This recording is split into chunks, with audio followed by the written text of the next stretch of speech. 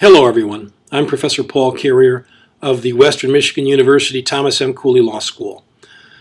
We are now in week 6 of our sales course, which will begin at the beginning of the course with a midterm examination, after which we will cover materials on wrongdoing and error, which we will cover this week and next week, but by week 8, perhaps fortunately, we move back into Article 2 and we conduct a very in-depth analysis of the workings of Article 2, Sale of Goods, which, by the way, is probably the most testable material on a bar exam that we cover in this course. Let me explain a few things that are most important from this class and perhaps give you a few pointers and page numbers so that you can highlight these as you work through the materials. First, if there is a problem with a forgery and it deals with the payee to whom a check is written, who's the first collector, or if it's a promissory note, the person to whom a note is payable if it's not bearer. If there is a problem with that signature, somebody steals the check and signs it with a forgery, the best party to verify the forgery is the first party to whom the forger transfers. Okay? And so the focus then is on trying to make that person most liable, and the liability goes down that chain, and when people down the chain are held responsible or are out of money, they go back up the chain to get the first person who receives a transfer from a forged payee signature. We'll deal with alteration in a minute. Hopefully it's a little bit complicated, but keep in mind, if there's a forgery of payee, then it's a problem that should be vested not upon, for example, a drawee bank, but on the party that first allowed that problem without checking carefully enough on who the payee was, who signed it and transferred it over. Okay? If there is a lack of payee signature, that's not really a forgery, but there is coverage for that in one of or two of the UCC Article 3 articles. And I don't have the numbers in front of me, but you'll find it with regard to the material we covered up front, pages 725 and 726. For example, if a payee turns over a check for a debt that's actually due, it's the right payee, the person turns it over, the payee turns it to another for a debt, but forgets to endorse the payee signature to make the transfer appropriate, the person who receives that non-endorsed check doesn't have a holder status in the same way. The thing is, in that case, it's clear that a debt was owed. It's clear that the payee should have signed it over. And even though it may take a court process to do so, that party who took the payee check would have the legal right to turn it back over to the payee and have legally require the payee to sign it over. And therefore, people like that are not the type that take forgeries and therefore run into a problem. They could take, fix, and then go to the drawee bank to have that obligation paid. Okay? And I think another example, the protection there would be the shelter rule. Example as well as a depository bank.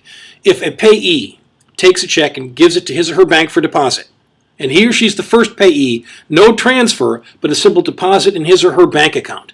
That bank then takes it back to the drawee bank. Well, that process of dropping it off to one's own bank, the depositing bank, acts as a proper transfer. And even if the payee fails to sign it, the depository bank, to the extent that it gives credit, deserves to collect the amount from the drawee bank. Okay? So there are two examples of where the payee fails to sign, and yet there's no problem. The Article 3 has a way of fixing those problems. And in fact, I think you see it in 3-203B shelter rule, and there's something in 3301, 3309. Another example is a lost check. A payee who has lost a check can go back to court and have it reconstructed legally, implied in law, based on the facts and circumstances that the court can use to create, and then therefore it becomes a pseudo draft that becomes payable. Okay? If there is a problem, a forgery really, with the drawer, the drawer signature, then that problem is best handled by the drawee bank. The drawee bank has a contract with the drawer. The drawee bank is responsible to make payments properly, and improperly payable payments then require the recrediting. As you recall, that was in Article 4-401.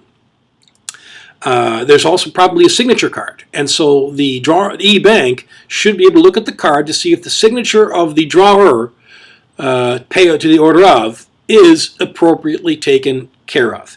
Failing that, it should be the drawer bank's responsibility, and so other parties down the chain should not be held responsible for that. The drawee bank would be. And the drawee bank, of course, can then deal with its customer, try to get the signature, try to go after the forger, right? It's not as if there's no cause of action. It's not as if a depository bank loses everything. It's not as if a drawer bank loses everything. Those parties still have the ability to go after forgers for fraud, as an example. There may be a problem in collectability, okay? But then what we're trying to do as a matter of public policy is vest those risks on that party best able to handle it. And the best party with the most administration in place and the most money to deal with it with regard to forgery of drawer signature would be the drawee bank, okay? If the problem is somewhere else down the chain, then it would probably be with the depository bank, which makes a presentment. And if there is a problem on presentment to the drawee bank, the depository bank should be the one responsible, and then it goes back down the chain to go after any other party that gave it a warranty. And hopefully the problem lands with the party that actually took the instrument improperly. There was, for example, a forged payee signature. And then that party, being responsible, tries to go find the forger and make him or her pay. Okay? We talk about transfer warranties. As soon as a payee, for example, signs over a check, or the payee on a promissory note signs it over for value and turns it over to a third party, we have a transfer. And there are certain transfer warranties in place, and you'll find those in Article 3.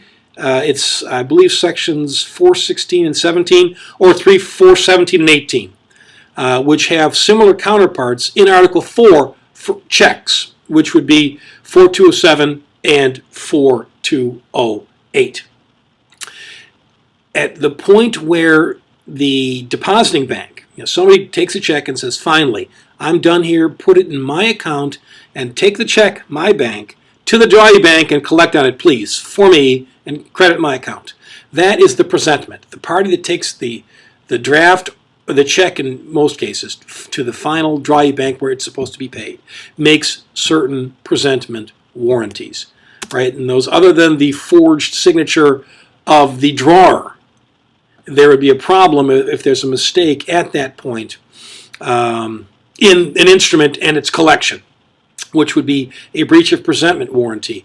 And that presentment warranty is made by the depositing bank to the drawee bank, and it is also made similarly by every party up the chain to the drawee bank. And so if someone transfers to party 3, and that party 3 transfers to party 4, as between those parties, there is a transfer warranty. And in that chain, they can go after each other for transfer warranties. However, when there is a final presentment at the drawee bank, then everyone in that chain is responsible for having made presentment warranties all the way up to the drawee bank. So the drawee bank can go after the depositing bank.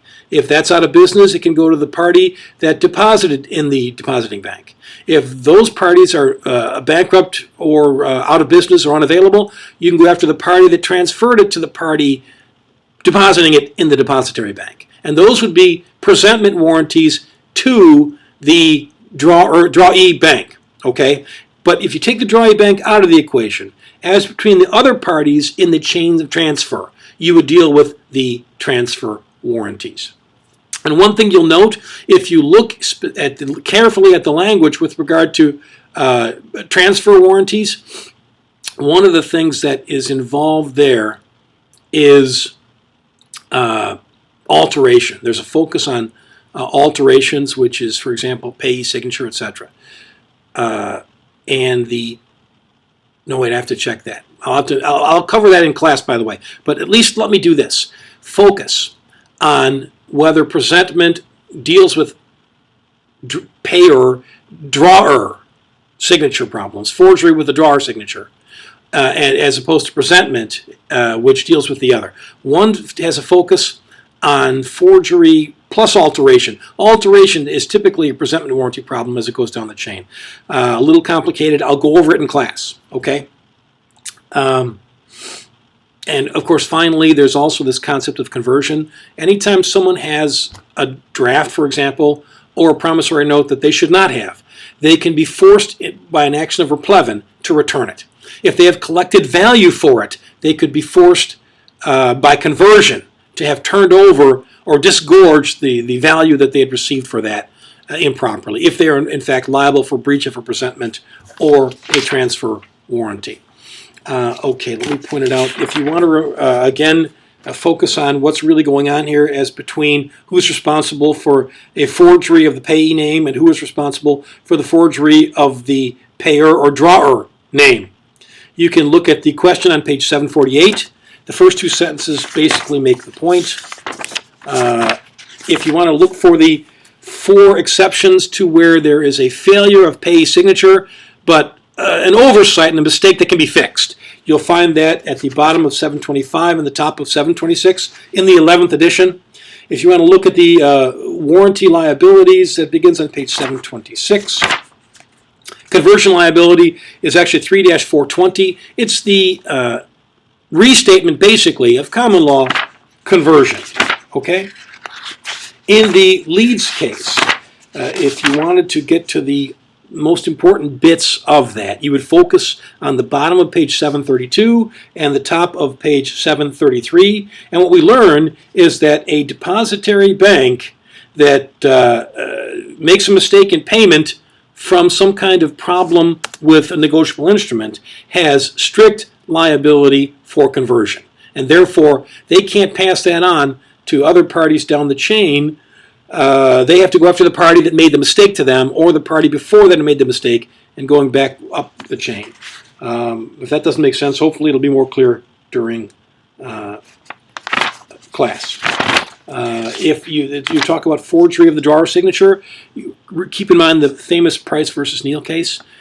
Public policy wants to establish liability for a forgery of the drawer signature on the drawee bank, with whom the drawer has a contract, has a relationship, and has probably left a signature card so that the drawee bank can verify his signature before it pays it. In other words, you have the lowest cost insurer of that kind of risk. And for forgery of drawer signature, it is the drawee bank. If it's a problem with some kind of other alteration involving, for example, the payee, then that problem should go to the depository bank, which should not take that if there's a problem with one of the endorsements other than the drawer signature.